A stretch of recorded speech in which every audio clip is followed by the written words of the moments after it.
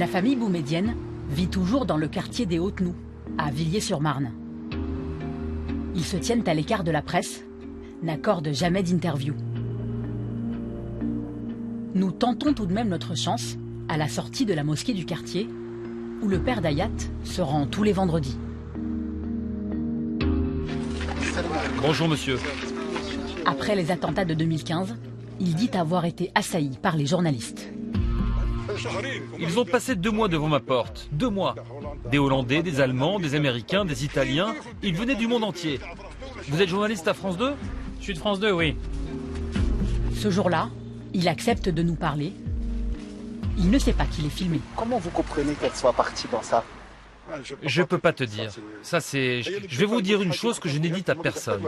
Au départ, avant de partir, elle m'a dit « Papa, je vais partir avec mon mari pour faire des études en Malaisie. » C'est la seule chose qu'elle m'a dit. Je lui ai dit « Ma fille, si tu veux aller en Malaisie, vas-y.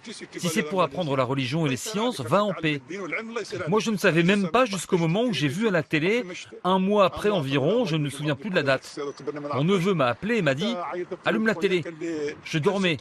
Il devait être 13 ou 14 heures, il m'a dit « Allume la télé. » J'ai allumé la télé, TF1, France 2, toutes les chaînes diffusaient la même chose. J'étais sous le choc. Vous avez zéro nouvelle. Ça fait 2 ans que je n'ai aucune nouvelle. Aucune nouvelle depuis 2 ans. Mais avant, elle vous appelait quand même. De temps en temps, oui. Mais maintenant, ça fait 2 ans, je ne sais pas si elle est vivante, si elle est morte. Est-ce qu'elle est en prison? Est-ce qu'elle est... Je ne sais pas. Est-ce que vous savez où elle est?